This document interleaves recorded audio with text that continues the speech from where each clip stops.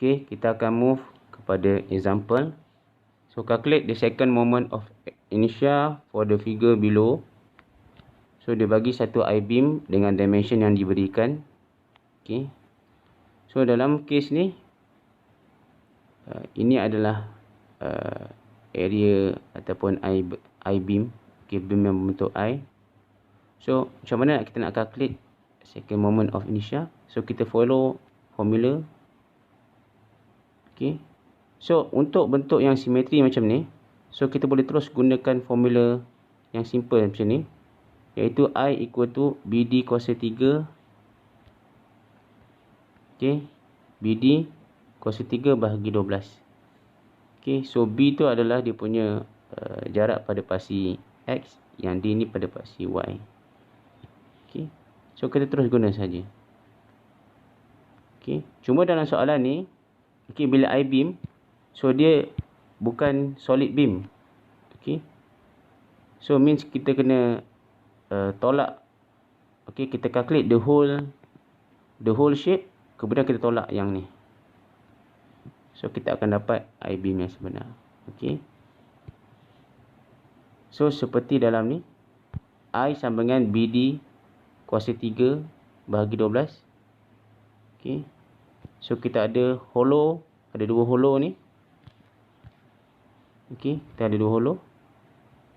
Okay, so kita calculate total yang besar dan kita tolak. So B adalah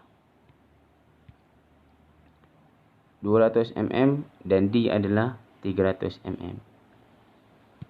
Okay, so ni calculate saja. B D kuasa 3 bahagi 12.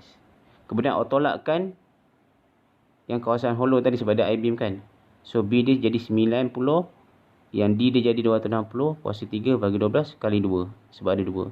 So awak pun terus dapat nilai I untuk I-beam tu, ataupun nilai moment inisial untuk I-beam. Okay. Ataupun awak boleh calculate menggunakan formula yang ada H tu. Okay.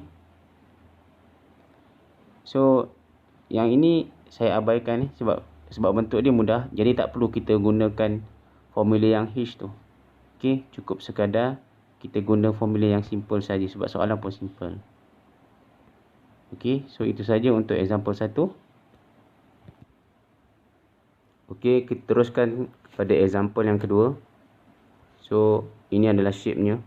Okay, sebuah segi 4 tepat dan ada satu circle di tengah, di bahagian atas sedikit. Okay. So kita tengok shape ni sini, kita dah tahu yang ini bukan shape yang simetri. Okay. Dia simetri untuk paksi X, tetapi dia tidak simetri untuk paksi Y. Okay. So first kali kita akan tentukan dia punya centroid pada paksi Y. Okay. So macam mana nak tentukan centroid pada paksi Y? Menggunakan kaedah statik yang kita dah belajar. Okay. So kita gunakan saja. Okay. Area darab titik tengah.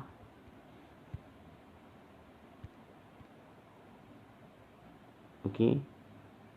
So dia akan bagi dengan total area.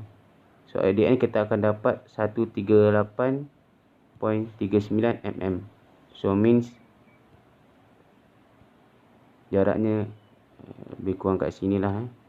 Okay. Dia punya apa, centroid. Okay, untuk kes ni. So selepas kita dapat centroid, kita pun boleh jawab. So apa-apa pun, first step cari centroid dulu untuk soalan ni. Saya anggarkanlah dia punya centroid kat sini. Okay. So kita terus pergi kepada formula. Okay. I sama dengan I tambah I prime tambah AH kuasa 2.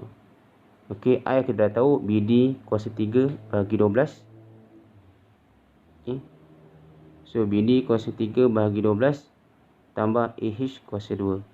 Okey. So dalam situasi ni, okay, kita calculate je terus. BD kuasa 3 bagi 12. Okey. Tambah AH kuasa 2 untuk the whole shape. Okey, untuk the whole shape. Okey, kemudian kita akan tolak balik dengan yang bahagian circle tu. Okey. Kemudian kita akan tolak balik dengan bahagian circle. Okey, yang ni. Kita akan tolak semula yang bahagian circle. Okey. So, I sama dengan BD kuasa 3 bagi 12 tambah AH kuasa 3. Okey.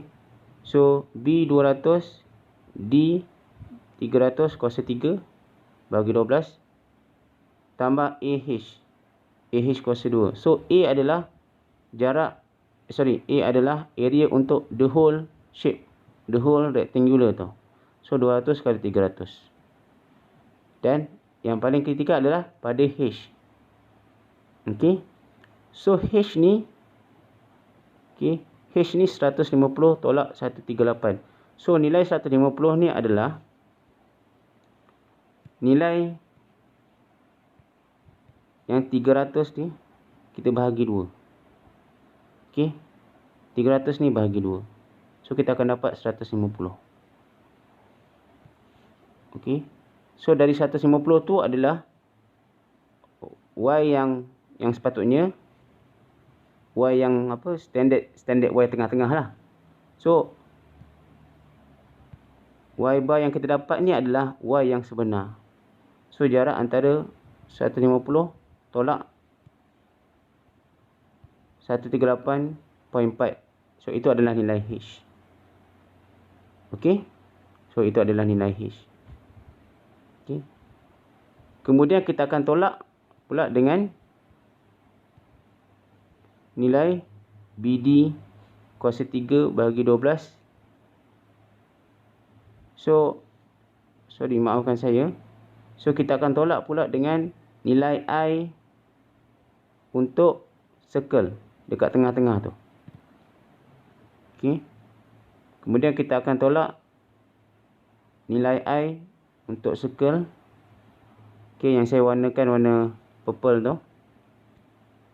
Okey, kita akan tolak pula nilai I untuk circle dekat tengah-tengah ni. So, macam mana nak calculate? Okey, so formula untuk nilai circle dekat tengah-tengah tu. So, kalau untuk petak dia BD kuasa 3 bagi 12. So, untuk circle dia adalah pi per 4 R kuasa 4. Okey. Pi per 4 R kuasa 4. Okey, so 120 tu adalah dia punya diameter dan bahagi 2 kuasa 4. So, darab. Okey. Pi per 4 darab R kuasa 4. Okey. Kemudian dia akan tambah AH kuasa 2. So, nilai A adalah basic nilai A macam biasa. So, nilai area untuk circle pi D kuasa 2 per 4. Okey. Pi D kuasa 2 per 4. So, pi darab 120 kuasa 2 bagi 4. Dan kemudian kita akan ada nilai H. So, nilai H untuk circle adalah, okey. So, nilai titik tengah untuk circle, okey, kita akan calculate jaraknya dari bawah. Kalau yang petak 150. Okey, sebab tinggi dia 300. So, tengah-tengahnya 150. So, untuk circle ni, kita terus ambil yang 200 ni. Okey, 200. Okey, 200. Okey, tolak 138.4 yang kita bagi tadi, yang kita dah dapat tadi. So, at the end kita akan calculate dan kita akan dapat moment inisial untuk shape ni adalah 4.05 darab 10 kuasa negatif 4. Okey. So, itu saja untuk soalan example yang kedua ini.